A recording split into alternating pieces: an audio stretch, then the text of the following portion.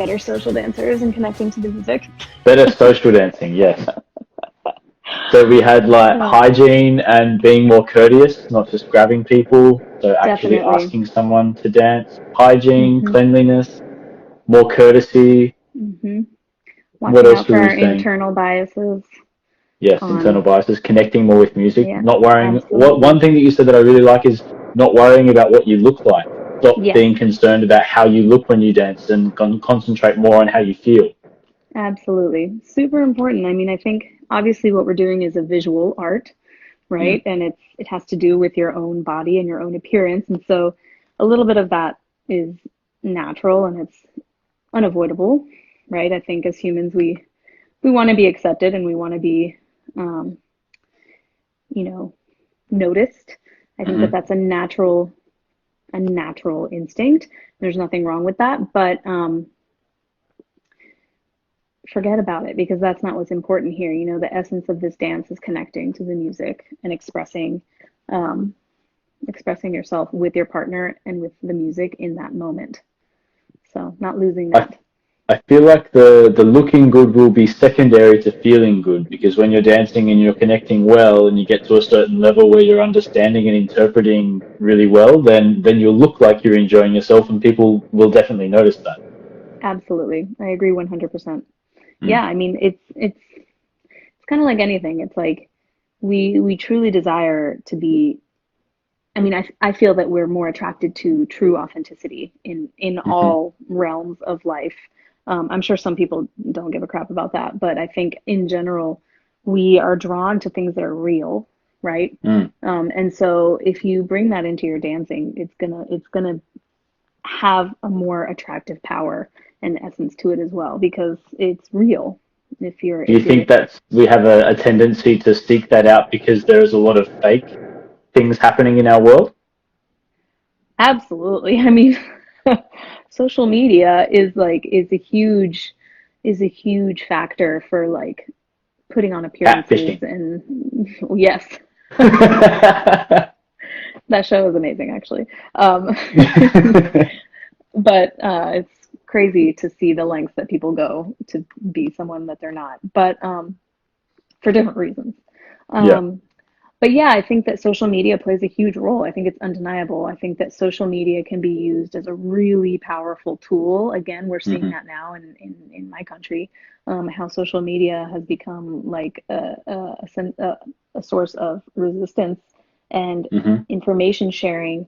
But it also has an extremely superficial level, right? Mm. Um, it's got an extremely fake level to it where it's like okay, we pick and choose, we curate exactly what we want to present as our true selves online.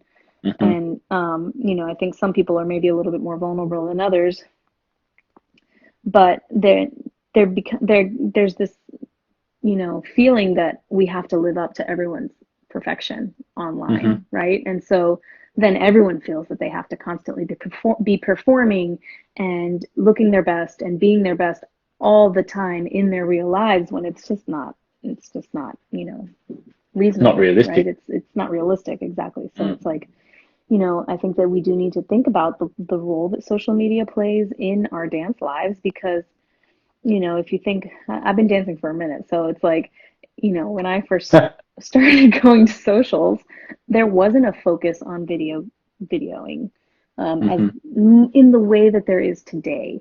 You Hmm. know, um, there were videos, I'm not that old, but um, it's now it's like the focus is to get the video, right?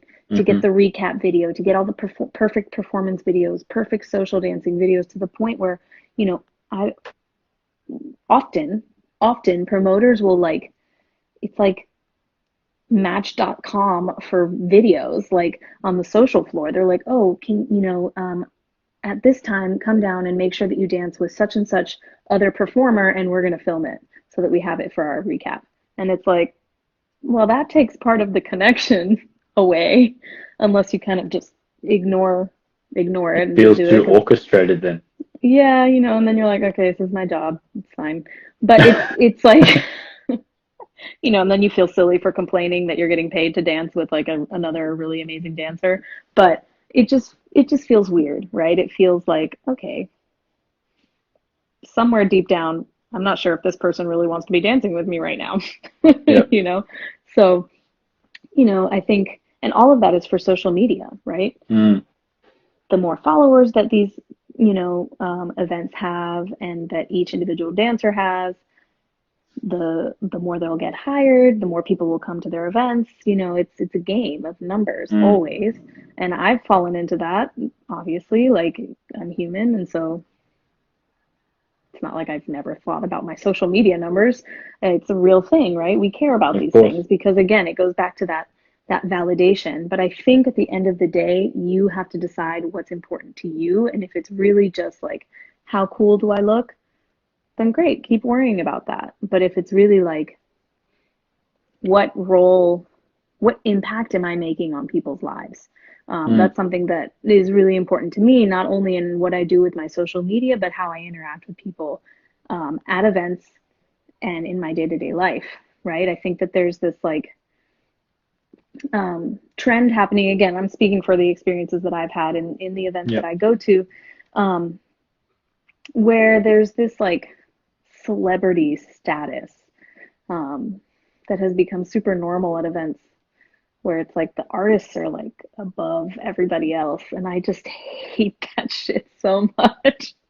It drives me crazy and it feels really inauthentic for me. And while I do, I obviously, I've been performing in the scene for years and I've made friends and I have friends in the performance that are performers as well and, super famous ones and while I want to hang out with them, I also am like, but we got to hang out with everybody else as well because it just seems silly to Mm. me. There's like this false sense of celebrity that exists in this community that I think goes to people's heads really easily and um, kind of affects everything in a negative way, in my opinion, Yeah. um, and affects like the social dancing, affects the vibe, affects the impact that Mm. people are having on others' lives. So that's something that I really is really important to me. So for example, something that I take very seriously is if I um, am on the social floor, I'm available to dance, period. Hmm. Again, with common courtesy, please be As long as they like ask nicely and kind. don't breathe on your face. Yeah. I mean, it'll still happen, but like, I still get grabbed, there's the wrist grab and there's the like kind of like waist grab that's it feels icky to me and that's going to keep happening, although I hope it doesn't. But if I'm on the dance floor, I'm available to dance. And if I say no to you, it's because I literally have to go to the bathroom or get a sip of water or I'm done for the night. Mm. Or I need a break and I'm like Hmm. literally walking out the door. Because that is part of my job. And I do, it's a balance, right? Because it's like, we're then talking about like, okay, you've got to treat us like humans. We're not just Mm. your dancing puppets, but also I'm, I'm not above you. So it's like, it's kind of a balance because if you get hired to an event, people do want to social dance with you. And so, yes, there's a demand, but, which it would be great if we get treated well, Hmm. but then also I think that a lot of, it's kind of become common for a lot of professionals to just kind of hang out by the DJ booth and sip their cocktails. And it's great. I have nothing against you hanging out with your friends and drinking. I do it too. But, um, if I'm on the dance floor, I'm available to dance. And if I need a break, I leave the room. Mm. So that's kind of a rule that I have with myself. It's not a rule. It's just like I hate saying no unless I have Yeah. a legit reason to say no. So to dancing. Hmm. So let's be clear. uh, so I'm writing all yeah. this So down. like, oh god. You asked me if there was something you couldn't ask. I should have asked you if there's something I can't say. um, so yeah, I don't know. I think it's just common courtesy on both ends Yeah. to make social dancing stay as special as it can be Hmm. because it's magical. Do you Social feel like dancing the is scenes are magical. different when you travel? Like, have you been to Asia or to Europe and noticed a change like in the social dancing atmospheres or Yes. dynamics in different countries? Yes, absolutely. In Europe, my experience, my personal experience, I find that Europe is like more like social dance, social dance, social dance. Mm, Like, damn. In the US, there's definitely a like party culture. hmm And these are again just the events that I've been to, and I've been to a lot more events in the US than I have in Europe more recently. When I first started, I went to Europe a lot more than I do now. Um, but it definitely feels like more of a party culture in the US where it's like a lot about the drinking and concerts, which are amazing, which I do love concerts. And I do like watching concerts at hmm congresses more than dancing them because I love watching live music. But it's more of a party culture in the US to me, in my experience, which is, I like to be done at 4 a.m. because I've social danced like 3 hours in a row and then I'm done. So I struggle with the after parties personally. Um, but some people really, really love them. And so that's great. Um, then in Asia, my experience in Asia has been a little bit of like workhorse experience, which is cool. I mean, it's cool to see because people really just like the dancers there really appreciate learning from you and dancing with you. And they like, I've been to places where it's like an actual line to dance with you, which Yeah. is like kind of humbling and terrifying at the same time. So again, we're going back to that balance of like, okay, I appreciate you want to dance with me, but treat me like a human being type of You need thing. a T-shirt that So says "Please ask and please don't breathe on me." yeah. Oh, I'm gonna be known for like not breathing on me. Just don't. You can breathe on me. Just like some people really direct it at your face, and you're like, ah, bad. I think with the progression of the pandemic, with everyone wearing face masks, I think you'll be okay. I think so too. um, so yeah, it's definitely you definitely feel the different cultures, which is cool. Like the different dance cultures. Um, hmm it's cool to see that. Yeah, I definitely appreciate that. But I think that we could Mm. all use some remembering of humanity. hmm While we're. Hola, Remy. ¿Cómo estás? Sorry, I neglected this part of the interview, No, but if anyone has me a too. I just saw question Imagen for Latina. if anyone has a question for Isa, you're welcome to put your question in the comments section, and we'll get through them over the course of the interview. Yeah. So feel like you're like part of the conversation. Like if you want to ask a question, like as long as it's appropriate, no problem. Because you guys are involved too. We're really lucky to have Isa because obviously she's a busy lady doing her own thing, teaching her own classes, and she's got her own life. So we're really appreciative to have her time Well, today. super grateful. So no, for me it's a pleasure. I've been a massive fan of you for years and years and years. When I seen I you, appreciate the that. first time I seen you dance was with Falsto at a congress, and I was just Oh, like, nice. oh my god, like this is Yeah, salsa's incredible. amazing. And yeah, really enjoyed watching your journey like over the last sort of 5 years, like since I've been paying attention to the international scene. But yeah, I Thank wanted you. to ask you, my pleasure. I wanted to ask you about your dance history because you when I had a conversation with a mutual friend of ours because I didn't want to put my foot in my mouth and say the wrong thing when I asked questions, but Yeah. I asked Franklin. I was like, how did Isa end up in New York? And he said, wow, that was a really big deal for her because you moved there solo. You didn't have anything sort of lined up there, but so you left your home and everything that was happening for you in North Carolina, and you moved to New York to sort of like make it happen, and you did. You made it work. Yeah, well, I actually did have my partnership lined up with Fausto. So Uh-huh. I did. I mean, we were in communication and basically we had decided to attempt competing together because that was hmm something I was really interested in trying. And so I left my company at the time and I gave them plenty of notice. I gave them like 2 years notice that I wanted to leave because I was basically graduating college and I wanted to really dedicate my life to being a full time dancer and hmm a full time artist. And in order to do that, I really felt like I needed to leave North Carolina. Hmm. Not so much that I had outgrown the people that I was dancing with, but the community just didn't feel big enough for me. I didn't want to Hmm. be a big fish in a small pond type of thing. I Yeah. wanted to get overwhelmed. And I did get overwhelmed because New York is crazy.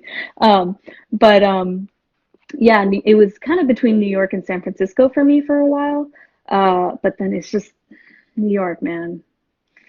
It's the Yeah. I style feel that you. I dance, and it drew me in, and it was really hard for a few years. It's always hard, but it was like I almost gave up a few times. Mm. But Fausto was a great partner. He was really blowing up in bachata by the time that he and I kind of had a partnership going, and so it was tough to compete with his bachata. Not that it was a competition, but um, he wanted to take his career that way, and I really wanted to stick with salsa, so we ended up Hmm. um, kind of Are parting you ways. dancing other styles in Latin as well? Like obviously socially for sure, but do you Yeah, have other styles that you absolutely. teach and perform I have actually never performed in bachata. I have taught bachata for a few years, in? Hmm. but my main focus is salsa. Hmm. Salsa, I teach a lot of pachanga. I teach cha-cha. Hmm. Um, yeah, I'm a salsera through and through. That's one of the things that I really appreciated about New York is that you guys actually play cha-cha at your socials pretty regularly. Not that much. I want more. Again depends on the DJs. There are Yeah, certain DJs that are terrified to play cha-cha because to clear a floor.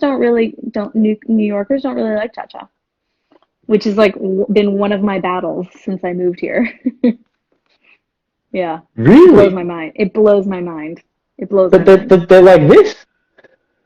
Well, they should be, They should but they're be. not. Wow, okay. Right. There's something else I wanted to ask because I haven't done this in New York. I've been to a couple of competitions. I've been to the Cup and to the Yeah. Summit when the Cup was still in America, but I haven't Hmm. been to like just a Congress. Do you guys have marathons in America? Like dance marathon? Yeah, have you heard I of don't those? even know. No, what is Oh, that? it's so you'll love it. Okay, so in Europe Well, they've developed this maybe we do, and I just don't know. But yeah. in uh, in Europe, they've developed this concept where they don't want to make it so much about performances and shows and workshops. They have like a 24-hour period of just social dancing, but it goes for a whole weekend. And the So it's like highlight, 72 hours of social dancing. yeah, it starts on a Friday, finishes on a Monday morning. So it's incredible. Like it's seriously, it'll blow your mind. So How do you survive? it's you just eat, sleep, and dance for 3 days. Well, there are certain events that feel that way. Like Aventura Dance Cruise is basically 72 hours of just social dancing and Hmm. drinking, if that's the way you want to take it. Hmm. The one that I've been to a couple in Europe, and it was Hmm.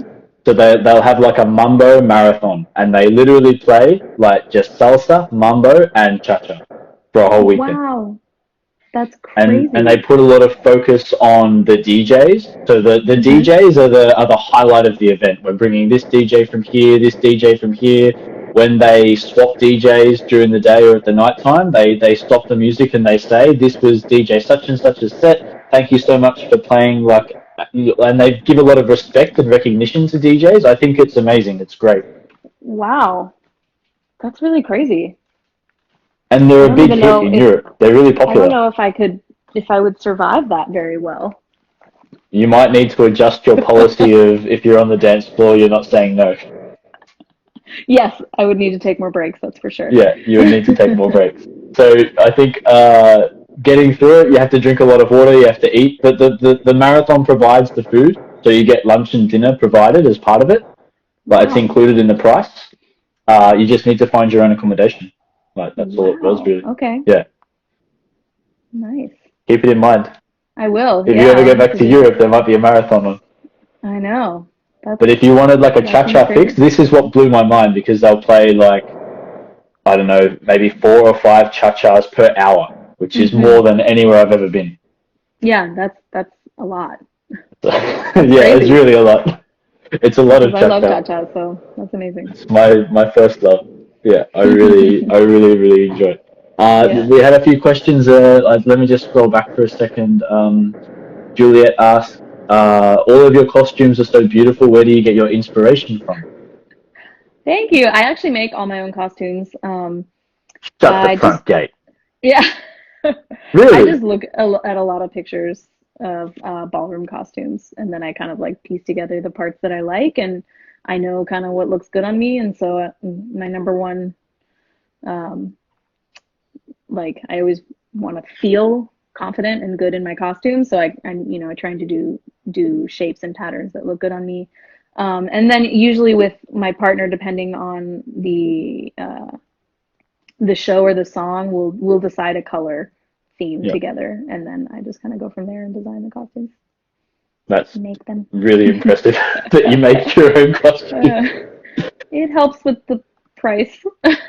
Yeah, that's true. That's why I actually started doing that when I moved to New York because I had no money and I was like, Wow. okay, well, I want a really pretty costume, so I'm going to make it myself so I can not Born spend from money on necessity. labor and pay for more stones.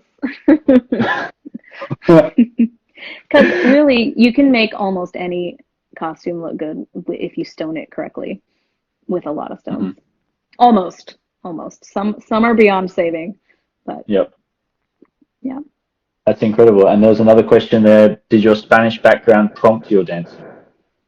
Um, not directly. Not directly. I'm half Spanish from Spain on my mother's side of my family.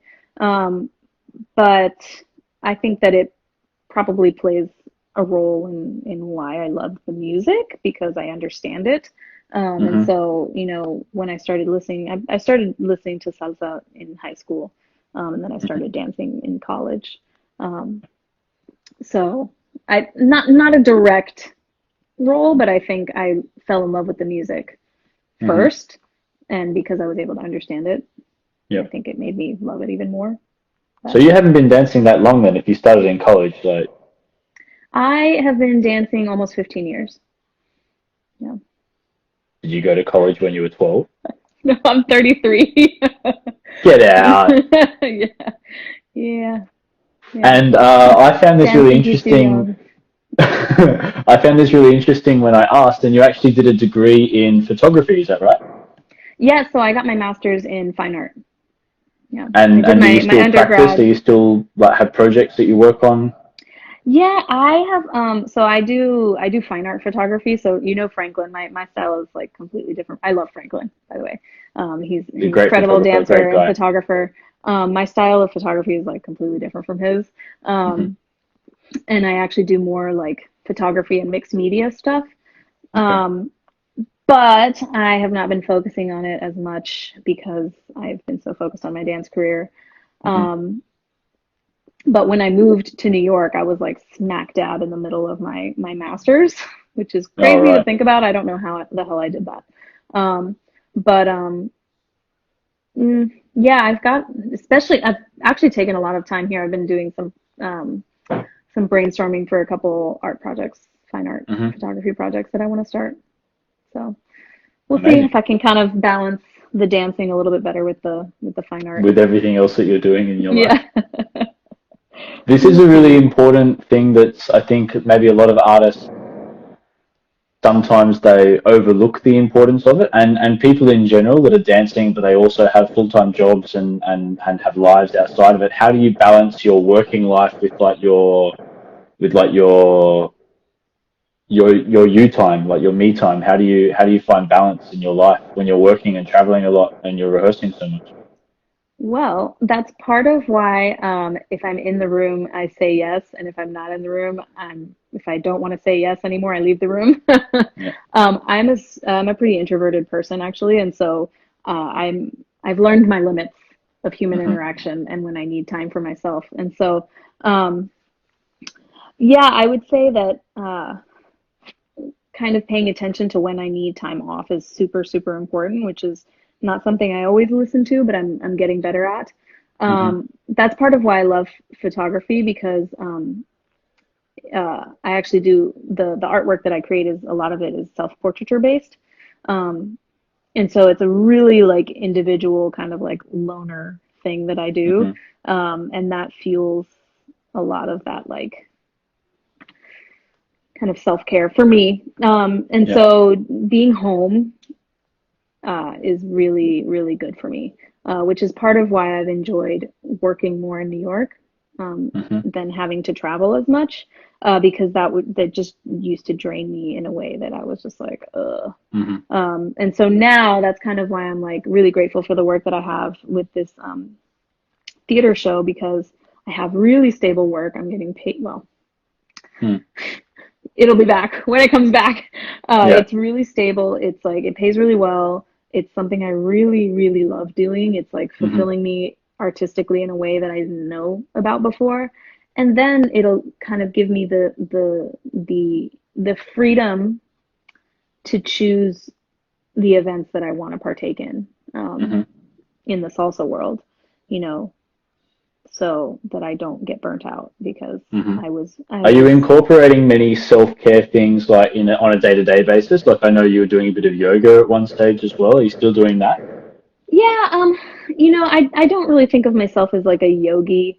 I What I like about yoga is the way it stretches me really, and like works me out. I have just a very physical practice to yoga, because yoga is a super complex cultural, historical, religious, spiritual practice, that is much more complex than what we see on Instagram, on curated Hmm. Instagram. And so I don't really have a very deep practice with yoga.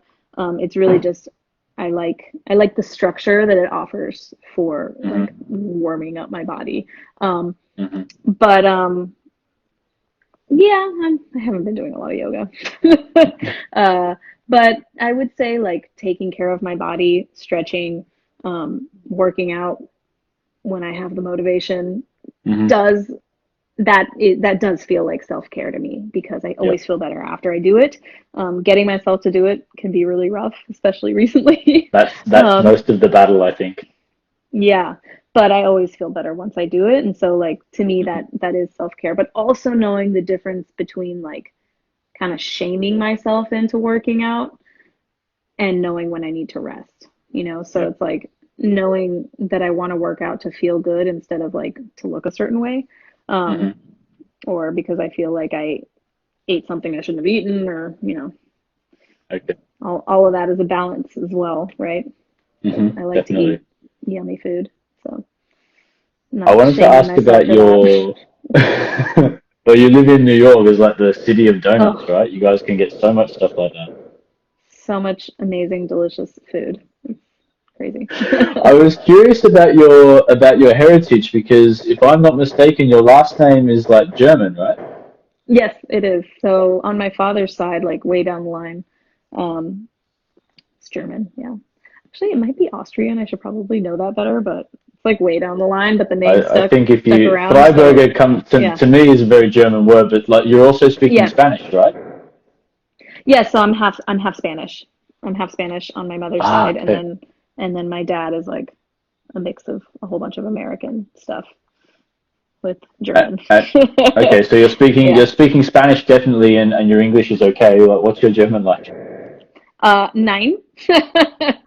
None. Okay, I do not speak a lick of German. okay, Sorry, y'all. It's very that's okay. deceiving. I don't know The if name many is very German people are deceiving. tuning in, but I'm sure they won't be offended. Sorry. I had a question for you.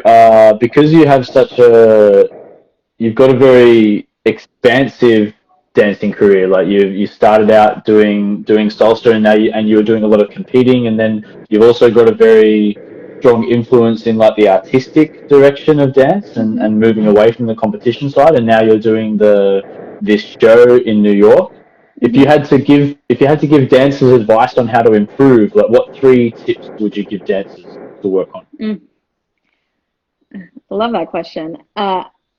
When it comes to any, any dance really is focus on the fundamentals, period.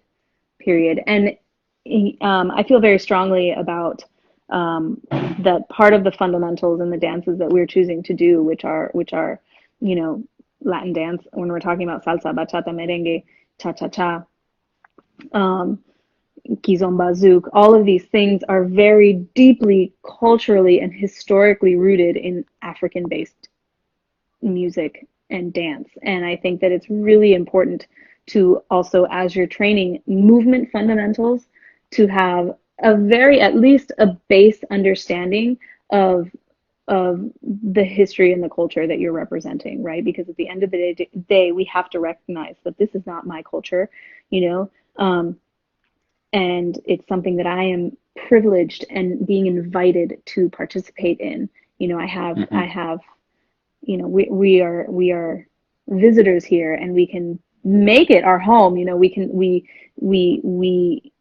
can love it in a way that also um, represents it and respects it well. And so that's something that Hmm. I'm very passionate about in these deeply culturally rooted dances. I think that that is part of your foundational learning. But when we're talking movement based, foundations, don't worry about the flashy stuff, because that will come naturally. And if you really focus on the foundations, you'll actually develop stronger as a dancer, and then you will start to see your voice come out in its own flashy way sooner than if you Hmm. start copying all of the other flashy stuff that people are doing, you know, and then have to go back to your foundations. So again, Hmm. really worrying about the foundations of your dance, including, you know, culture and history, um, having a base understanding of that. Second, I would say cross train, right? Um, I think that that has been something that has really been important to my dancing, is having a, a little bit of cross training in things like ballet. Um, while it's completely different in terms of movement and history and culture, it has helped me in my stage and competition stuff. Hmm. Um, for salsa, it's not really cross training nowadays. It's kind of part of your training. But for example, I have been training really deeply in Afro Cuban for the last like 5 years Hmm. in New York City, because I have the privilege of having a whole bunch of amazing instructors there. Hmm. Um, so that's like kind of cross training, but again, it's also kind of like the foundations, the roots, and the whole the history and the culture, Hmm. um, that will give you a much stronger base as a salsa dancer for sure. Hmm. And then last is like really do the inner work to figure out what your purpose for dancing is. Like what brings Hmm. you to dance, right? And there Hmm. are no wrong answers there. If your purpose for dancing is picking up girls or picking up guys or whatever, great. Then Hmm. you know how to, you know, plan the trajectory of your dance life, right? Uh-huh. So if we know why we're doing something, then we can maybe accomplish it a little bit better. If you really want to compete, then seek out instructors, mentors, coaches who know about that and can guide Hmm. you in that, right? And then you train appropriately for that. Hmm. If you want to use, if you want to join dance theater or Broadway, then you know you need to go take some theater dance classes, right? Some theater jazz, right? Hmm. Training in jazz has really helped me in my cross training. Hmm. Um, uh, yeah, I don't know. I think knowing what you want from dance and why you dance, and that's a lifelong journey, and it can Hmm. change. But that can really help you kind of maneuver your way through your dance life. Hmm. Has what you just explained then, has that been very real for you? Like that, is that sort of the path that you've tried to follow like over time? And obviously you don't know everything back then what you know now. So have you come about this sort of methodology based off trial and error and your own experiences? 100%. I it's not to say that I didn't have a good foundation when I started, but I didn't have a good foundation when I started. That sounds horrible. In certain things, I certainly did. In other things, I've had to kind of like go back and relearn. And I also think that that's part of the process as well. I Hmm. think in salsa, the culture of learning salsa and Latin dance nowadays is very, very superficial. It's very 1, 2, 3, 5, 6, 7. Great, you learned your basic. Let's move on. Hmm. And and my I've like really actually this quarantine has really helped me kind of fine tune my teaching methodology. Hmm. And I'm just really not for that Mm. type of like 1, 2, 3, let's go. And but again, those I think maybe those teachers are important as well because they kind of bring in the masses, right? Mm-hmm. And get people hooked. Yeah. And then I like to work with people. I like to work with everybody, but I'm really passionate about teaching people that like really want to go back and work on their foundational Mm-hmm. movement, right? Um, and I promise you, if you're learning from me, you're going to be introduced to some of those like foundational historical and cultural themes as well because like I said, I'm super passionate about that, and even more so nowadays with everything that this country is going through. Mm-hmm. It's super important to recognize how injustice against Black people has everything to do with salsa, Mm-hmm. right? Yeah, Salsa is a absolutely. dance that is born of colonization, Mm-hmm. right? So you cannot take away slavery from the history of salsa. You cannot take colonization. You cannot take oppression of Black people away from the history of salsa. And so you have to recognize that. I think it's a responsibility of Latin dance instructors to recognize that. Mm. And I don't know. It's a lot going on right now, and it's something that we were talking about the trajectory of our dance lives, and mine has changed like 15 times in my dance career, and I'm going through another change right now. Kind of what I was telling you before. I've been through since December or the end of last year. I ended my partnership with Robert Rosario for very very clear reasons. Mm-hmm. Because I won't support a person like that. It's another story for another time, but Mm. he's without it sounding like gossip. I can't enable a person like that. Mm. And so I ended my partnership with him, which was kind of the beginning of my change in my dance career, Mm-hmm. which automatically means I'm not going to get invited to as many congresses. So that's Right. change number one, right? Because now I'm going from being known as a partnered dancer to being Dancer. solo. Yeah. Then I joined this show and Mm-hmm. got more deeply invested in that. And so that's another change in my career where I'm now wanting to kind of take this different approach to dance and include acting. And then now like I don't know. I think all of this is happening for a reason because number one, like I took a stand against my partner last year. Mm-hmm. And that was like the beginning of using my dancing in a way that is meaningful to me, right? And making sure that I stand for something as a human and as a Mm-hmm. dancer, right? And I think that both of these issues, if we're talking about harmful and violent individuals in the dance community, uh, and then violent and harmful institutions in the world and in the dance community as we Mm-hmm. see them, um, you know, I'm not going to stand for that. And I want to use my Mm. dancing and my platform to to kind of publicly Reflect you. be against those things and do what I Mm. can to create change, right? Mm-hmm. I have to admit that I am a white woman who is benefiting from an African diasporic dance, right? And Mm-hmm. music and culture. And I am incredibly privileged to be a part of this. Mm. And I can't abuse that, right? So I have to do my part in both upholding this history and this culture by the way that I teach and Mm-hmm. also fighting for change, right? Mm-hmm. In the oppression of the very people that created this culture. Mm. So yeah, that's And kind of where I'm even though it was going. a difficult decision for you to make, like it obviously came with its own consequences, like you just Hmm. outlined, as far as work went. But I think it's really admirable that you didn't compromise your own values in order to Yeah. continue that. So it's a really difficult decision in that way, but I think it's quite empowering that you came to that realization and then you stuck to your beliefs and stuck to your guns in that respect.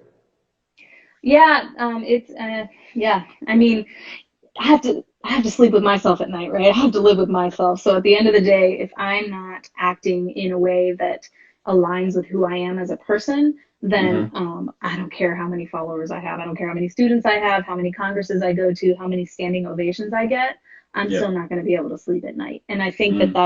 that's taken me a while to get there, you know. It took me 5 years to leave my partnership. So, you know,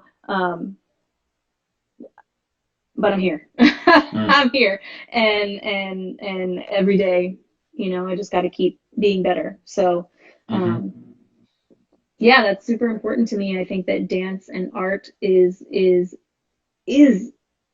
and can be used as a force for change, you know? Mm. So, art is a reflection of life, life is a reflection of art. Kind of goes both ways sometimes, but Uh-huh. yeah. I wanted to ask you about inspiration. Like obviously during the pandemic, it's hard to get motivated and hard to be creative without a clear goal in your mind. But independent of the pandemic situation, who are you mostly influenced by, and what motivates you to dance and move? Well, life, really, and it's funny because now going back and hearing you say that, how before I was saying I'm like not that inspired to dance right now because of the pandemic.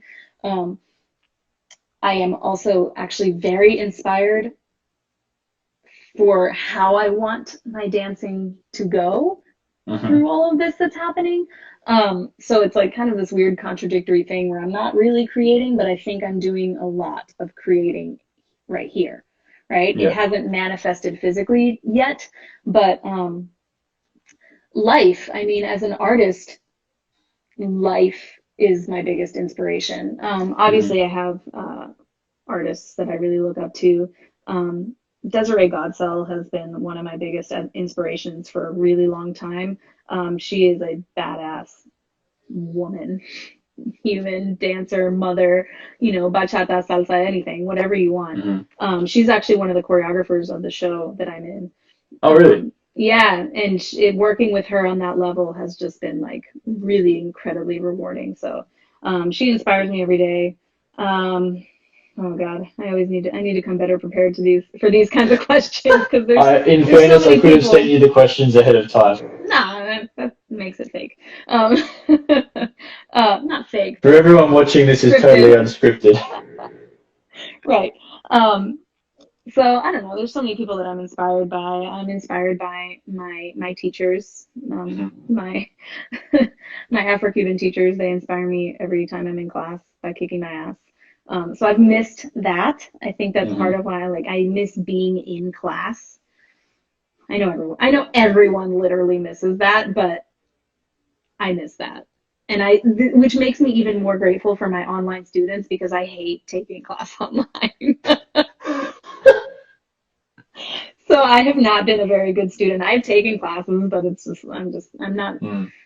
I don't focus well, man, I think online. it I'm takes just something like, really special to like. I think I've done a couple of online classes since the pandemic started, and one was Cha Cha Cha with Tito and Tamara, and I only found it yeah, by accident. I didn't find the advertising like amazing. beforehand, and I was Yeah, scrolling in the morning having a coffee, and then it was like, oh my God, and like clear yeah, as face, and then I did like an hour of cha cha, and it was fantastic. But like that's like one of the only times that I've been really like inspired and motivated to do an online class. yeah. Thank you. Sorry. Oh my It God. has to be something I'm just special. stealing my sister's charger. Charger. Okay, thank you. Sorry, I don't want The to. second interview, we're going to be better prepared with answers and charging platforms. I know.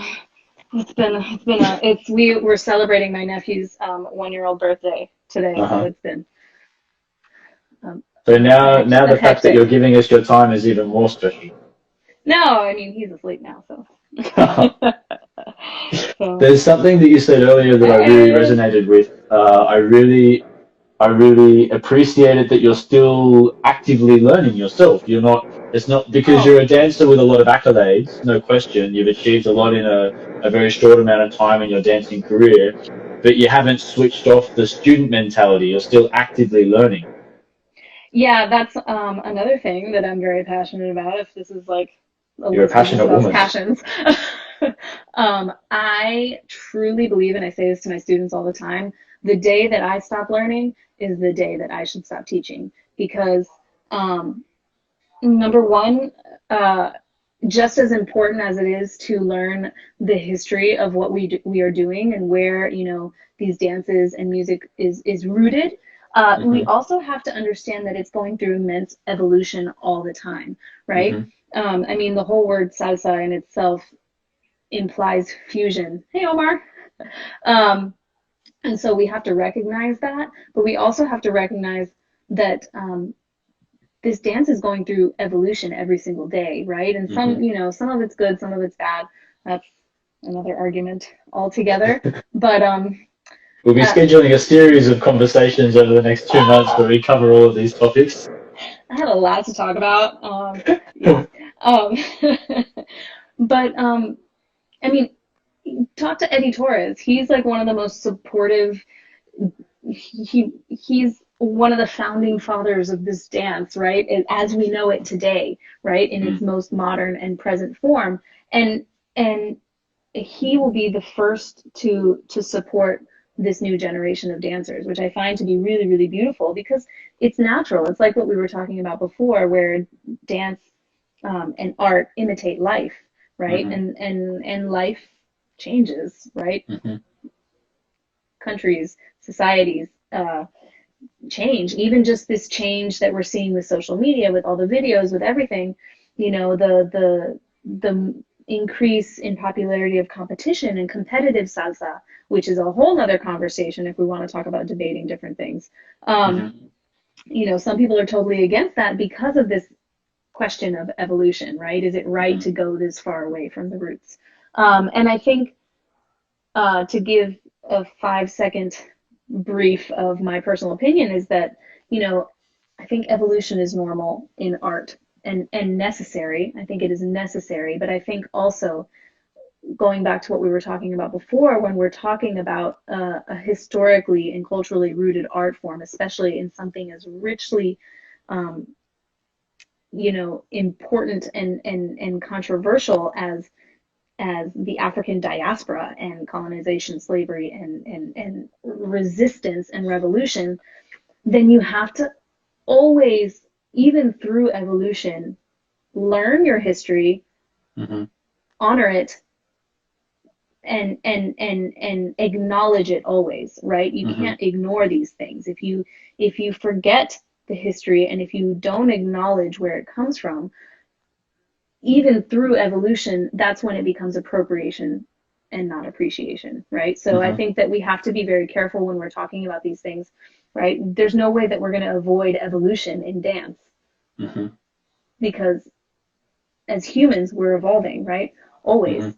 But again, because this is such a beautifully culturally and historically rich art form, you Mm-hmm. have to respect that, learn that, teach that before you change it, right? And Mm. so I think that that's kind of the problem that we have um, in a lot of these discussions when we're talking about competition, when we're talking about maybe sensual bachata, when we're talking about using acrobatics in salsa, when we're Mm-hmm. talking about all these different things, fusing using pirouettes in salsa. That's not salsa technique. That's jazz. That's ballet, right? So when we're talking about these evolutions and these fusions of dances, um, Mm-hmm.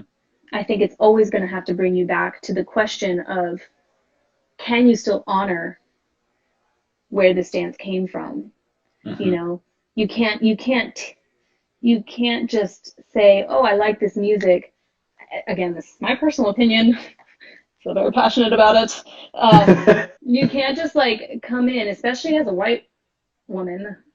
I'll speak for myself. I can't just come in and be like, oh, that cute little 1 2 3 pop is cute. I'm gonna go do this, change it, and make it my own Mm. without doing the work, right?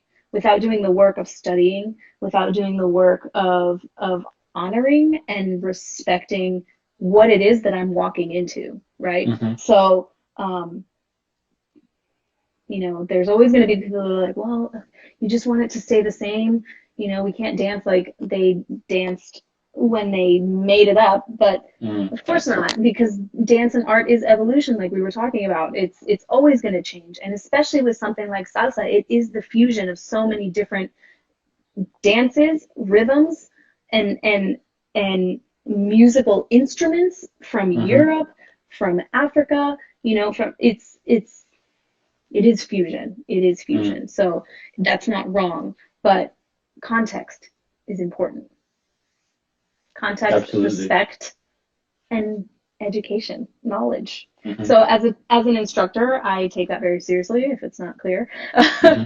um, and yeah, I think it's even more pertinent today with everything that's going on in the US. And I think um, not to say that there's one rule for how we should be striving for change in this revolution, Hmm. but I think that we're in a very specifically important place as dance instructors of an African diasporic dance to share in the fight, because it is our Hmm. fight. If if if we are benefiting from a dance that is rooted in slavery and colonization, we are Hmm. directly benefiting from the oppression of Black people. And Hmm. so how can we not fight for that cause? Worldwide, worldwide, because Absolutely. if you think that your country is and from whoever's watching, if you think your Hmm. country is void of slavery, I mean slavery, Hmm. I'm sorry, well, racism, There's a lot of you are it. wrong. You are wrong. Yeah. So yeah. What was the There's, question again? I wanted to ask you, you're a dancer who's learned from a lot of different people and from a lot of different influences. So how have you developed like your own style, and how can other dancers find their own style when there are so many different like avenues to walk down? Absolutely. I have developed, I'm gonna walk downstairs and get a different charger, so sorry, excuse me. So I don't drop out on y'all. Um, I left your charger in there. Sorry. Sorry. Thank you.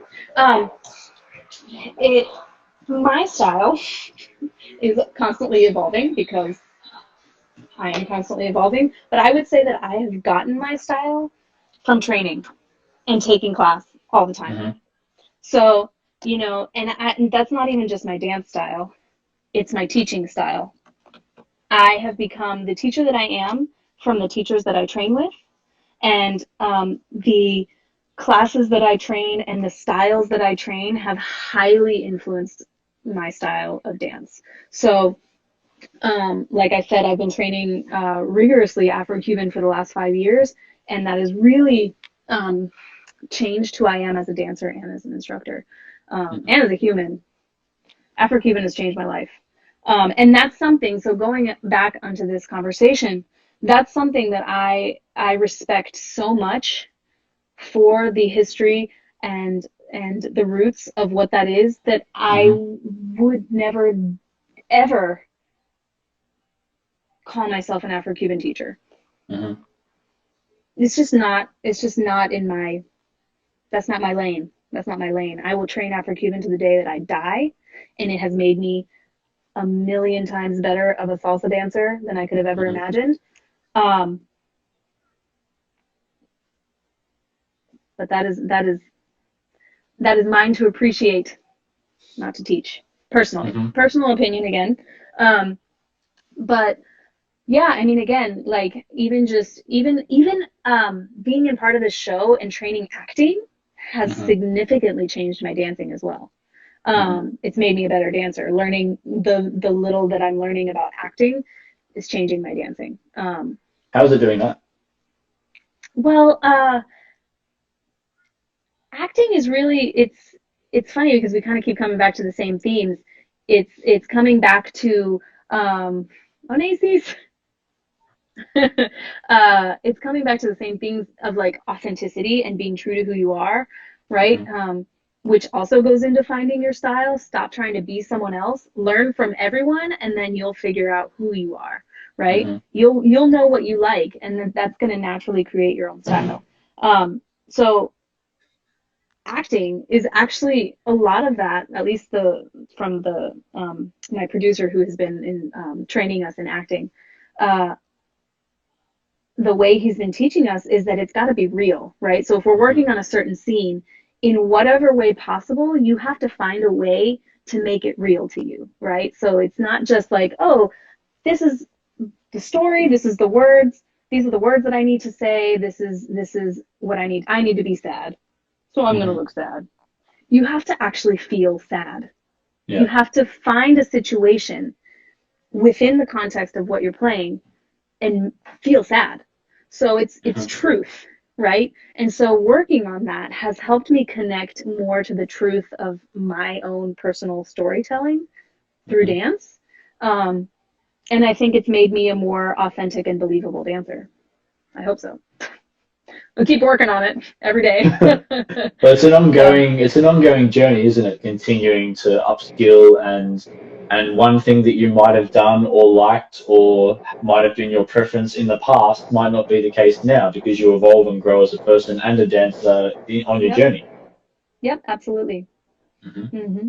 Constantly. And part of that, again, it's so funny. Like life, it throws the lessons at you that you need to learn continuously until you really start paying attention. And so it's like I for a long time, before I left a partnership that I should have left a lot sooner, I wasn't doing the inner work that I should have been doing to make sure that I was acting in a way that was aligning with my values. And so I was Hmm. living a life that didn't feel like aligned with my values. Hmm. That goes into play now in what we're experiencing. It doesn't feel right for me anymore to teach just surface level things, right? In Hmm. this dance. I need to be a part of this resistance movement because I have benefited so greatly from this dance. And so I'm going Hmm. to use this dance and my place that I have been so fortunate to have in this community to create change through my Hmm. dancing and through my platform and through my values and my beliefs, right? Hmm. So all of this involves inner work, right? I have to work on myself. I have to actually pay attention to who I am as a person, what my core values are, what I believe in, and that's going to make me a better dancer, period, right? It's going to make me a better person. If you are in line with who you are as a person and the values that you believe in, like Hmm. social justice, like feminism, like all of these things, you if you make sure that even in every day, in every part of your life, you are acting in line with those values, it's going to show in everything that you're doing, right? So I I believe in art, in artistry. I believe in art as a powerful tool of resistance. I believe in equality. I believe in anti-racism. I believe in feminism. And so I am committed to doing the interpersonal work to make sure that I am acting Hmm. in accordance with those values. And it takes work every single day. It all comes back to the work that you do within, right? Like if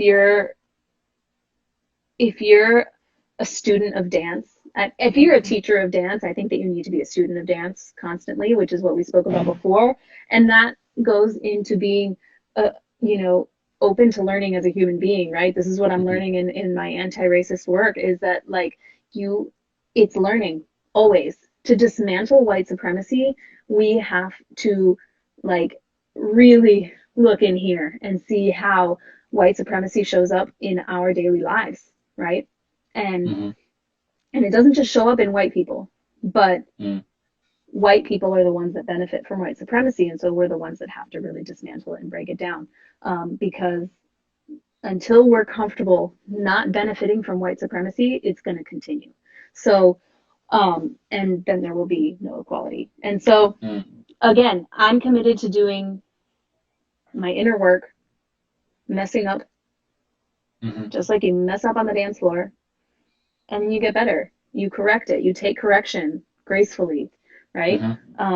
So yeah, I mean, I truly believe in being a student forever. I think that it's one of the most powerful positions to be in, um, on an individual level. I think the day that you are no longer willing to learn, be it in dance, in whatever, in Hmm. life as a human, that is a little scary. It's a little scary because um, there's an open-mindedness that gets lost there, Hmm. right? And unwillingness to be wrong or to not know something. And I think that that's Hmm. dangerous.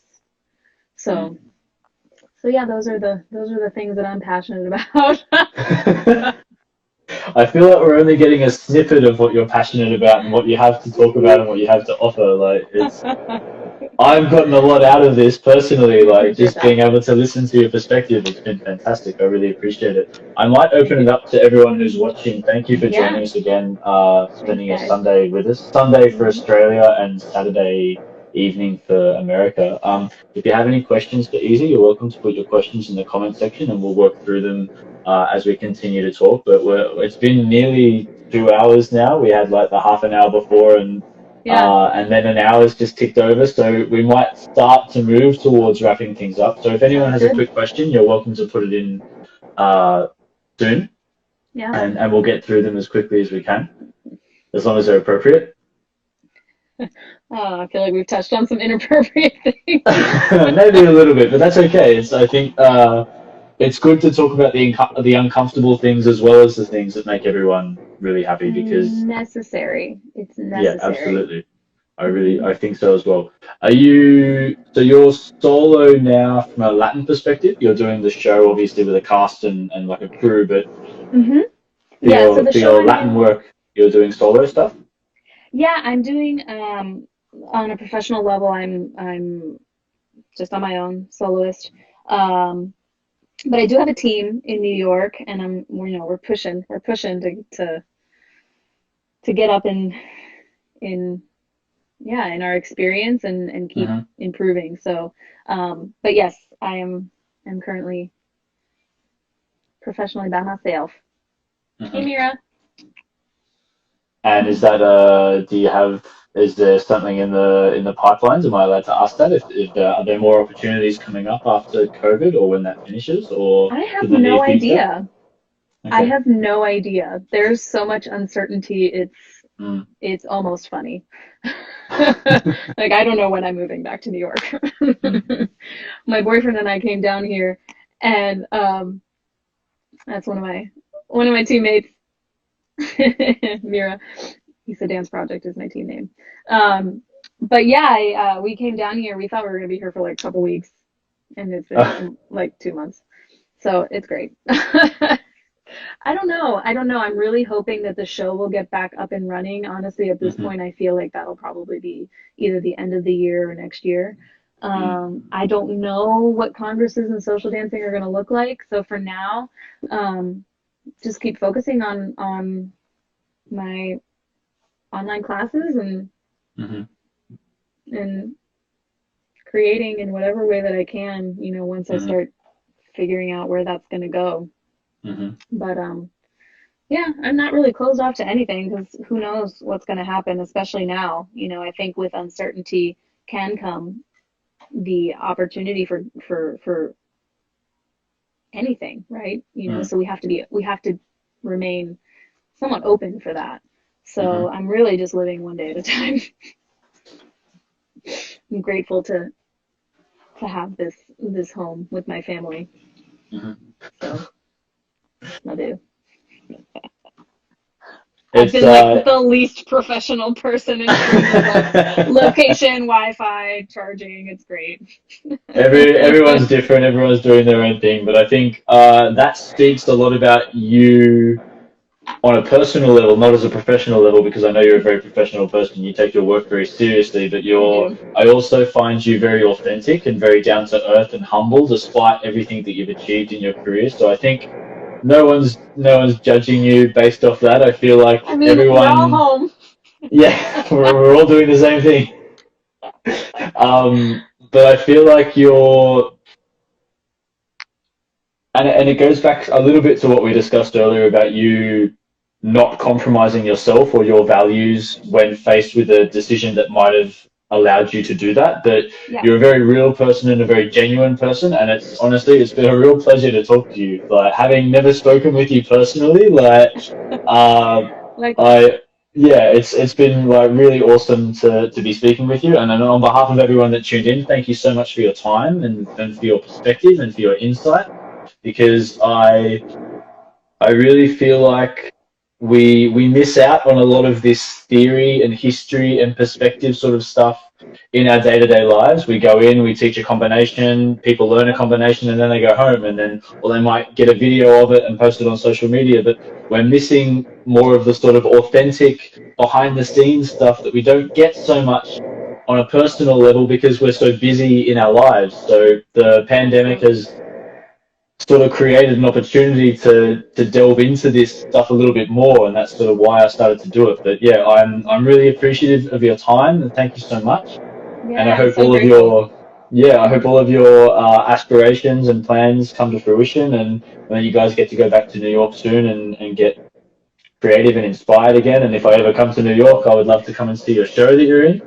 Absolutely. Yeah, let me know.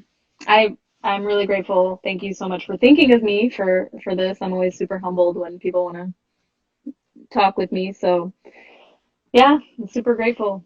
Thank Mm. you for the So if opportunity. anyone isn't already following Isa on social media, you can check her out on Isa Freiberger on Instagram, and I'm sure you probably got too many Facebook people, so you're maxed out on friends on Facebook, but I think you can follow her anyway. Facebook overwhelms me. Instagram's the way to go. Yeah. If you want a quick response. So check Isa out on Instagram, and if you're in New York, when all of this I'm not stuff there yet. comes to an end, like when she's back dancing, like go and check out her show because for everything that I heard it's really amazing. Yeah, thank you. No Well, worries. thank you so Well, much. This has been a huge pleasure, so I really appreciate it. for me as well, the pleasure's mine. So thank you so much, and looking forward to dancing with you one day in the Yes, future. If you ever come to Australia, or if I go back to certainly. New York. That would be great. I would love to go to Australia. That's one that's on my list. So, thank you so much.